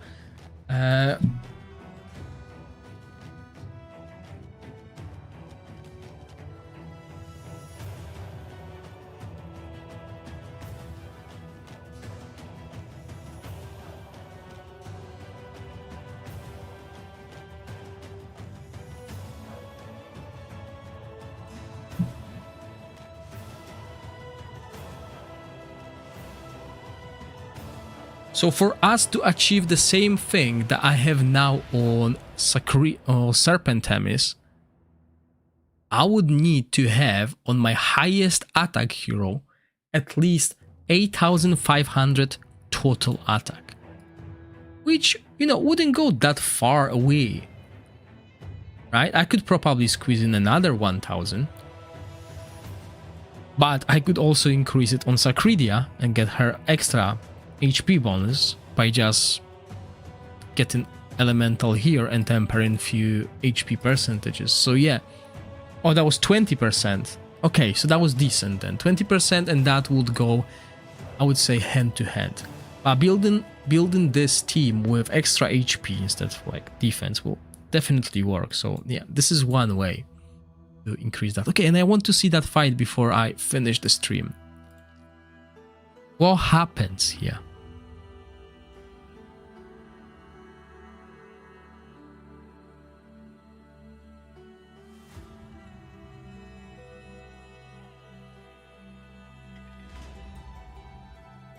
And why are they building Sacredia with Conch? Okay, I can see defense penalty here.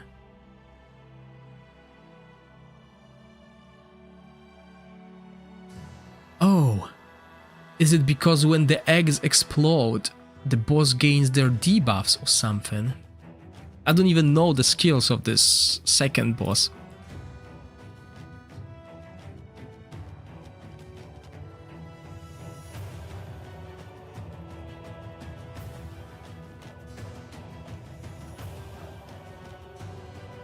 A cylinder hat. Oh, that's why. That makes sense. Cylinder hat has a chance. But does it trigger twice?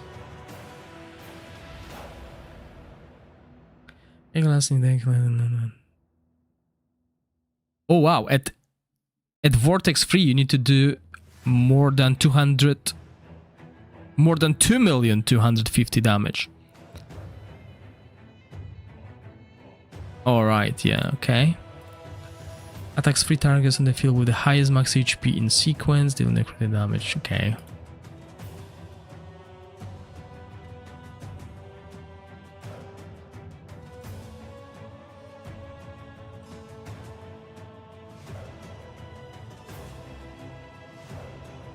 Yes, there are few items that are not going to be present in Season 8.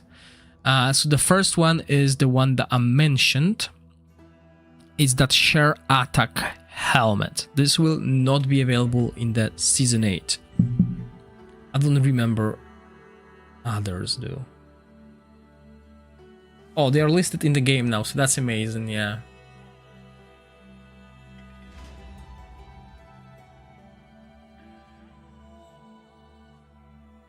Yeah, I didn't finish building this team, but I wanted to see what this fight is about, because I heard that you spawn eggs, blah blah blah, you need to destroy them.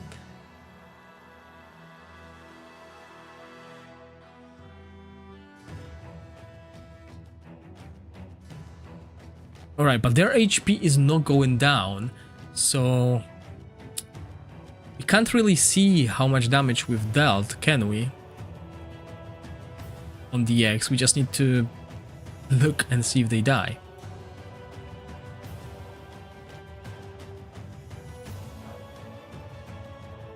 Oh, that's what you mean.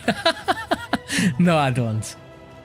I made that avatar ages ago when I was covering another game in the universe of Heroes of Might and Magic, and I had an I was playing Astral Hero from original Heroes of Might and Magic 3 most of the time, and one of my viewers, when the AI was just starting, he made an AI avatar using my favorite hero, which is a mage, an old mage, and like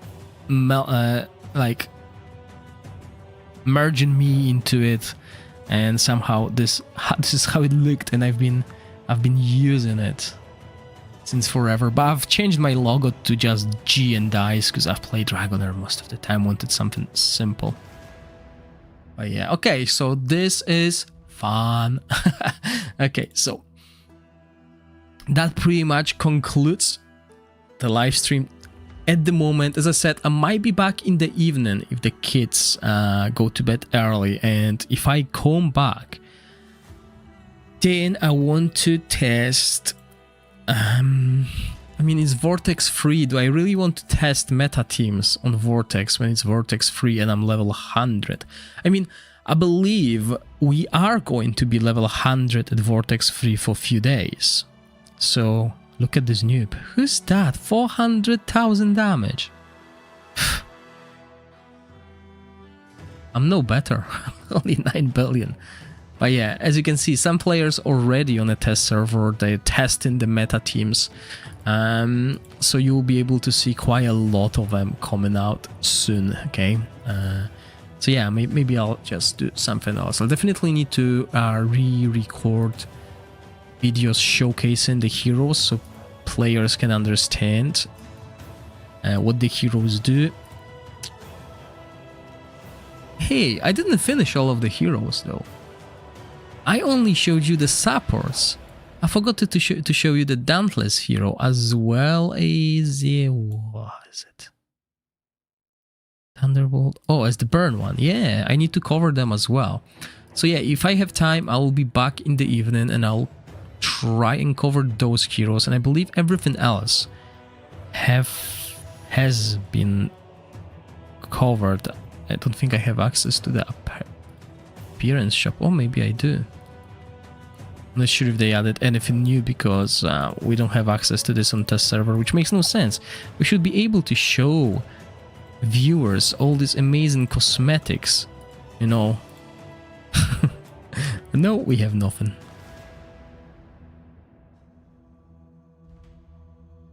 No access to anything. Were there any changes to the Talon dungeon with changes to affinity? Yes, there is a change. Basically, we're back to what was originally. So the dungeons will be the same. So we'll have Lady of Flame Akara. We will have the Lord of Lightning Elzronis, or however you pronounce that. I probably butchered that. And Lady of the Frostmourne Glacia. So yeah, we're going back to what it was previously.